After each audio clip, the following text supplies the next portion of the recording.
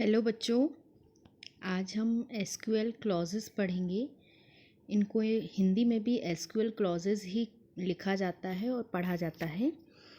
SQL clauses का use query लिखने में किया जाता है। जब हम क्वेरी को अपने अकॉर्डिंग कन्वर्ट करते हैं या हमें कुछ ऐसा ग्रुप्ड डेटा चाहिए होता है या कुछ ऐसी हमें एक रो या एक कॉलम में से कोई डेटा स्पेशल डेटा सेलेक्ट करना होता है, तब हम अलग अलग जगह पे ये क्लॉजेस लगाते हैं। तो एसक्यूएल हमें मेनली कुछ क्लॉजेस देता है जिनकी मदद से हम अपना जो क्वेरी है उसको लिखते हैं। देखिए, हम आगे पढ़ते हैं। आगे इसमें कौन कौन से क्लॉजेस हम यूज़ कर सकते हैं। ये क्लॉजेस फंक्शंस के साथ मिलकर, एग्रीगेट फंक्शन के साथ मिलकर और सिलेक्ट स्टेटमेंट के साथ मिलकर इनका कॉम्बिनेशन बनाकर हम क्वेरी लिखते हैं और उस क्वेरी का output according to our requirement, हमारी ज़रूरत के अनुसार मिलता है। सबसे पहले हम बात करते हैं सबसे पहले क्लॉज की, जो है group by clause. Group by clause वो क्लॉज है जहाँ पर हमें समान डेटा यानी कि सिमिलर डेटा, फॉर एग्ज़ाम्पल हमें किसी का ग्रुप बनाना है, जैसे कुछ हमें सिलेक्टेड वो चाहिए बच्चों के नाम, या फिर हमें ऐसे आइटम्स जो प्रोडक्ट टेबल है उसमें से हमें सेम प्राइस के आइटम्स का ग्रुप बनाना है, तो तब हम ग्रुप बाय क्लॉज का यूज़ करते हैं। ग्रुप बाय क्लॉज के यूज़ से हम जो सिमिलर प्रोडक्ट हैं, सिमिलर डेटा का ग्रुप बना सकते हैं और उस ग्रुप को हम अलग अलग तरीके से व्यवस्थित कर सकते हैं। हम ग्रुप बाय क्लॉज के साथ और भी सारे क्लॉज को मर्ज कर सकते हैं, जैसे वेयर क्लॉज को, ऑर्डर बाय क्लॉज को, है ना। ग्रुप बाय क्लॉज का इस्तेमाल हम एग्रीगेट फंक्शन के साथ भी कर सकते हैं। इन फंक्शन के साथ मर्ज कर कर भी हम इन क्लॉजेस का यूज़ करते हैं। फंक्शंस हम पढ़ चुके हैं, जितने भी हमारे फंक्शंस होते हैं एसक्यूएल के, उन फंक्शंस को हम एसक्यूएल क्लॉजेस के साथ मर्ज कर कर हम अपनी क्वेरी को लिखते हैं। सबसे पहले हम बात करते हैं ग्रुप बाय क्लॉज की। तो group by statement is use to arrange identical data into groups. The group by statement is used with SQL statement. The group by statement follows the where clause in select statement and precedes the order by clause. This statement used with aggregate functions also. Group by clause या statement, कुछ भी कह सकते हैं हम, clause भी बोलते हैं और स्टेटमेंट भी बोलते हैं, ठीक। तो ग्रुप बाय क्लॉज और स्टेटमेंट का उपयोग हम सिमिलर डेटा के समूह को व्यवस्थित करने के लिए करते हैं। अब ग्रुप बाय स्टेटमेंट का जो उपयोग है वो एसक्यूएल सिलेक्ट स्टेटमेंट के साथ किया जाता है। हमेशा इसका सिंटेक्स यदि आप देखेंगे तो सबसे पहले हम लिखते हैं सिलेक्ट कॉलम।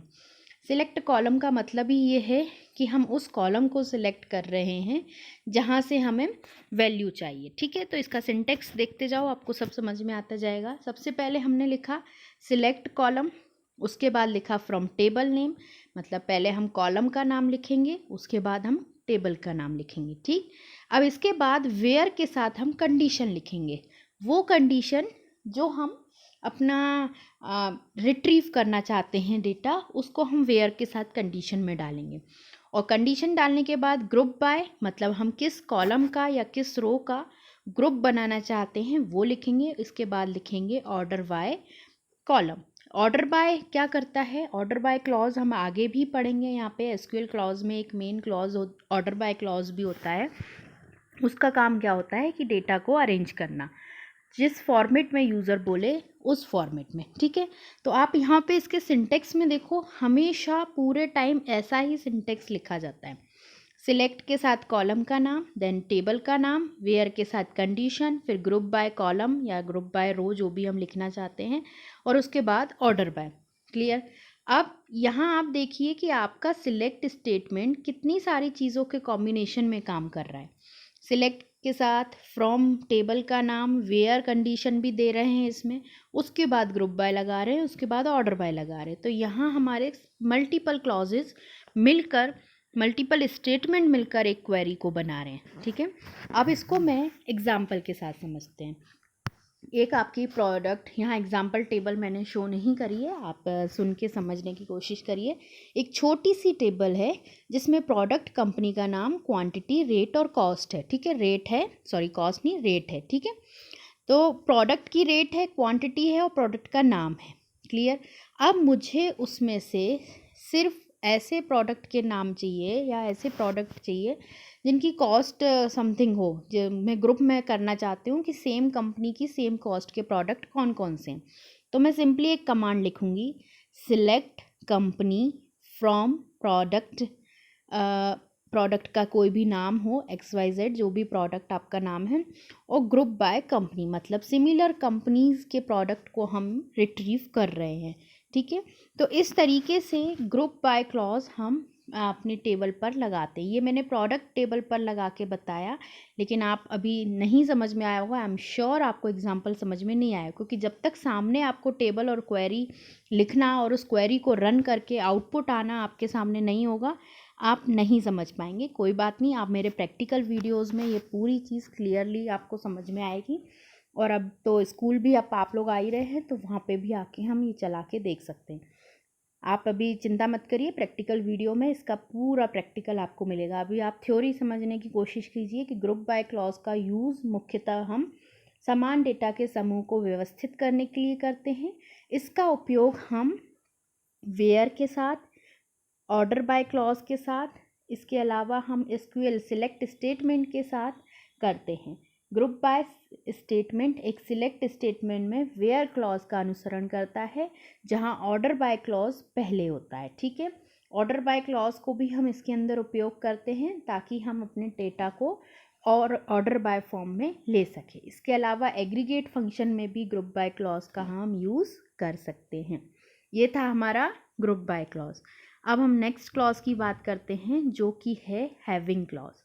हैविंग क्लॉज का यूज़ भी हम किसी कंडीशन को देने के लिए या कंडीशन से खोजने के लिए करते हैं। जैसे हम बोलते हैं ना कि कोई वैल्यू निकालो, जैसे ऐसे बच्चे का नाम बताओ जिसके 100 में से 100 मार्क्स हो, तो हैविंग 100 मार्क्स, वहाँ हम हैविंग क्लॉज का यूज़ करेंगे। हैविंग क्लॉज का उपयोग किसी समूह या समुच्चय के लिए कंडीशन को खोजने के लिए किया जाता है। सर्च करना है हमें कोई कंडीशन, तो वहाँ हम हैविंग क्लॉज का यूज़ करेंगे। नेक्स्ट है, हैविंग का उपयोग ग्रुप बाय क्लॉज के साथ होता है। यदि आप ग्रुप बाय क्लॉज का उपयोग नहीं कर रहे हैं तो आप वेयर क्लॉज जैसे हैविंग फंक्शन का उपयोग कर सकते हैं। यदि आप ग्रुप बाय क्लॉज यूज़ कर रहे हो देन आप क्यों हैविंग रखोगे, और यदि आप ग्रुप बाय क्लॉज नहीं यूज़ कर रहे हो तो हम क्या कंडीशन पुट करेंगे, हैविंग कंडीशन। तो हैविंग कंडीशन कहाँ पे लगाई जाती है बच्चों, जहाँ पे हम किसी चीज़ को सर्च करना चाहते हैं। We don't know the exact figure, हम वहाँ पे सिर्फ सर्च कर रहे हैं, हमें एग्जैक्टली क्या कंडीशन है वो नहीं पता है, तो हम हैविंग कंडीशन के साथ डाल देंगे तो हमें वो सर्च करके वो चीज़ हमारे सामने अवेलेबल हो जाएगी।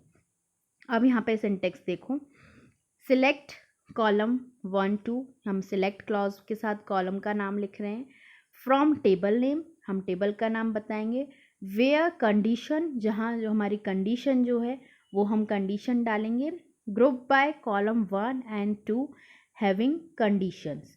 हैविंग कंडीशन के बाद हम ऑर्डर बाय क्लॉज लगा भी सकते हैं और नहीं भी लगा सकते, ये ऑप्शनल है।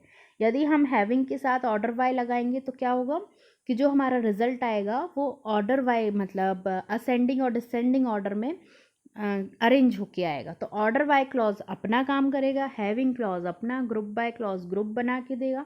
ये हर स्टेटमेंट का, हर क्लॉज का अपना अपना काम है, ये सभी मिलके हमारा हैविंग क्लॉज कंप्लीट हो रहा है। हम चाहें तो simply select from table name having, that's it. हमें ज़रूरत नहीं है कि हम वेयर कंडीशन लगाएं या ग्रुप बाय कंडीशन लगाएं, हम हैविंग कंडीशन सिंगल भी यूज़ कर सकते हैं। फॉर एग्जांपल एक स्टूडेंट टेबल है जहाँ पे जिस बच्चे के 100 में से 100 नंबर हैं, मुझे उनका नाम चाहिए, तो मैं क्या लिखूँगी, सिलेक्ट मार्क्स, मार्क्स क्या है, हमारा कॉलम का नाम है, from table student having marks is equal to 100। जिस बच्चे के 100 में से 100 मार्क्स हैं उस बच्चे का नाम चाहिए। तो हमने एक सिंपल सी कंडीशन लिख दी जहाँ पे हमने वेयर कंडीशन और ग्रुप बाय कंडीशन का यूज़ नहीं किया। तो ये कंपलसरी नहीं है कि हर बार हम where condition, group by condition, order by condition लगाएं। हम चाहें तो हैविंग क्लॉज सिलेक्ट स्टेटमेंट के साथ सिंपल अकेले भी लगा सकते हैं, हमें वो भी रिजल्ट देगा। ये क्लॉजेज और ये जो क्वेरी हैं, ये इनका इस एसक्यूएल लैंग्वेज का ही बेनिफिट है कि ये लैंग्वेज बहुत ही ज़्यादा आसान है। ये यूज़र अपने अकॉर्डिंग इसको तोड़ मोड़ के लगा सकता है। इसलिए इसका एक फीचर्स था, हमने पढ़ा था स्टार्टिंग में कि एसक्यूएल एक फ्लेक्सिबल लैंग्वेज है, पोर्टेबल लैंग्वेज है। तो उसका मतलब ही ये है बच्चों कि ये ऐसी लैंग्वेज है जहाँ पे हम अपने अकॉर्डिंग अपने स्टेटमेंट्स का यूज़ कर सकते हैं। कोई कंपल्शन नहीं है कि इसके साथ हमें हैविंग के साथ ग्रुप ही लगाना है या ग्रुप के साथ ऑर्डर ही लगाना है या इस सिलेक्ट के साथ ये नहीं, ऐसी कोई बाउंडेशन, कोई कंडीशन नहीं है। एक बार आप इन स्टेटमेंट्स को समझने लगोगे तो आप अपने अकॉर्डिंग अपने डेटाबेस के ऊपर इस क्वेरी को कैसे अप्लाई करना है ये बहुत आसानी से सीख जाओगे। ये ऐसा कोई स्ट्रिक्ट प्रोटोकॉल नहीं है कि इसके साथ इसको यूज़ नहीं कर सकते हैं। This is up to you कि आप इसको कैसे यूज़ करना चाहते हैं। क्लियर? ये सिंटेक्स समझ में आया। अब हम नेक्स्ट स्टेटमेंट की तरफ बढ़ते हैं जो कि है हमारा order by clause. Order by clause mainly result को, जो भी हम आउटपुट ले रहे हैं उसको असेंडिंग और डिसेंडिंग मतलब अवरोही और आरोही क्रम में, बढ़ते क्रम और घटते क्रम में, या अल्फ़ाबेटिकल, यदि हम टेक्स्ट की बात करें तो वो उसको अल्फ़ाबेटिकल क्रम में A to Z और Z to A क्रम में अरेंज करने के लिए, शॉर्ट करने के लिए यूज़ किया जाता है। यह रिकॉर्ड को डिफ़ॉल्ट रूप से बाय डिफ़ॉल्ट आरोही क्रम में शॉर्ट करता है। ठीक है, बाय डिफ़ॉल्ट ये कैसे क्रम में शॉर्ट करता है? आरोही, असेंडिंग ऑर्डर में। ठीक है, और जब हम चाहें कि हमें आरोही नहीं, हमें दूसरे असेंडिंग नहीं, डिसेंडिंग ऑर्डर में हमें हमारा डाटा चाहिए तो हम वहाँ पे भी कंडीशन दे सकते हैं, जिसके लिए DESC डेस्क कीवर्ड का यूज़ किया जाता है। ठीक है, the order by clause shorts the result set in ascending or descending order. It shorts the records in ascending order by default. Desk keyword is used to short the record in descending order. हमेशा जब भी हमें अपना database को एक alphabetical order में या ascending और डिसेंडिंग ऑर्डर में प्राइस जो होगी वो बढ़ते क्रम या घटते क्रम में चाहिए हो, या अल्फ़ाबेटिकल ऑर्डर में जब भी चाहिए हो, तो हम उस चीज़ को ऑर्डर बाय क्लॉज को लगाते हैं। यहाँ पे भी वही बात, सिलेक्ट स्टेटमेंट के साथ ये क्लॉज लगेगा। ठीक है, कंडीशन के साथ ये क्लॉज लगेगा। जब हम ग्रुप में और हैविंग क्लॉज के साथ, ग्रुप बाय क्लॉज के साथ या किसी और क्लॉज के साथ डेटा को रिट्रीव कर रहे हैं और हम चाहते हैं कि वो रिज़ल्ट जो है वो हमारा एक सीक्वेंस में आए, एक ऑर्डर में आए, तो हम हर किसी स्टेटमेंट के साथ लास्ट में ऑर्डर बाय क्लॉज लगा देंगे। ऑर्डर बाय क्लॉज लगाने से हमारा जो रिज़ल्ट है, जो आउटकम है, वो एक अरेंज्ड फॉर्म में मिलेगा। क्लियर? अब हम इसका सिंटेक्स देखते हैं। सबसे पहले है सिलेक्ट कॉलम 1, कॉलम 2। यहाँ पे हम कॉलम का नाम लिख रहे हैं। इसके बाद फ्रॉम टेबल नेम, मतलब टेबल, जिस टेबल पे हम ये कंडीशन लगा रहे हैं। वेयर कंडीशन, जो कि हमारी सर्च कंडीशन है, हम जो सर्च करना चाहते हैं। इसके बाद order by column 1 2 dash dash dash करके मैंने ASC और DESC मतलब असेंडिंग और डिसेंडिंग, ये हमारा रिज़ल्ट हमें किस तरीके का चाहिए वो ऑर्डर हम यहाँ लिखेंगे। ठीक है, अब यहाँ पे सिलेक्ट कॉलम 1 कॉलम 2, हमने कॉलम की कंडीशन दी है। फ्रॉम टेबल नेम, यहाँ पे टेबल का नाम दिया है। वेयर कंडीशन दी है। अब यहाँ वेयर के अलावा आप हैविंग भी लगा सकते हैं, ग्रुप भी लगा सकते हैं, या कोई और एग्रीगेट फंक्शन जो आप लगा रहे हैं वो भी लगा सकते हैं। सॉरी, फंक्शन एग्रीगेट नहीं, और कोई आप यदि कंडीशन लगाना चाहते हैं, बिटवीन, इन बिटवीन, और भी सारी कंडीशंस के साथ इसको लगा सकते हैं। ये आपके ऊपर है, ये फ्लेक्सिबल है, यहाँ पे कोई बाउंडेशन नहीं है कि किसी भी कंडीशन के साथ ऑर्डर बाय नहीं लगेगा। ऑर्डर बाय किसी भी कंडीशन के साथ लग सकता है। अब बात आती है ये ASC। ASC का पूरा नाम होता है असेंडिंग ऑर्डर। इसका उपयोग रिजल्ट सेट को आरोही क्रम में एक्सप्रेशन द्वारा क्रमबद्ध करने के लिए किया जाता है। आरोही क्रम मतलब असेंडिंग ऑर्डर, हिंदी में इसको आरोही क्रम बोलते हैं। और DESC का पूरा नाम होता है डिसेंडिंग ऑर्डर। यह रिजल्ट सेट को अवरोही क्रम में, हिंदी में क्या बोलते हैं, अवरोही क्रम में शॉर्ट करने के लिए किया जाता है, और इंग्लिश में डिसेंडिंग ऑर्डर में इसको कन्वर्ट करने के लिए किया जाता है। और यदि आप इन दोनों कंडीशन को नहीं लिखोगे तो ये हमें बाय डिफ़ॉल्ट किस ऑर्डर में शॉर्ट करके देगा, असेंडिंग ऑर्डर में। यदि आप ये दोनों चीज़ों में से कुछ भी नहीं लिखते हो, सिंपली ऑर्डर बाय लिखते हो, तो ये ऑटोमेटिकली असेंडिंग ऑर्डर में आपके डेटा को अरेंज करके दे देगा। तो ये बाय डिफ़ॉल्ट देता है, इसके लिए आपको कुछ भी लिखने की ज़रूरत नहीं होती है। लिखने की ज़रूरत तभी है जब हम अपनी चॉइस चाहते हैं कि हमें ऐसा नहीं ऐसा रिजल्ट सेट अरेंज करके दो। तो order by clause, group by clause, having by clause, ये क्लॉज हम एसक्यूएल स्टेटमेंट्स के साथ मतलब सिलेक्ट स्टेटमेंट के साथ यूज़ करते हैं डेटाबेस को अपने अकॉर्डिंग अरेंज करने के लिए।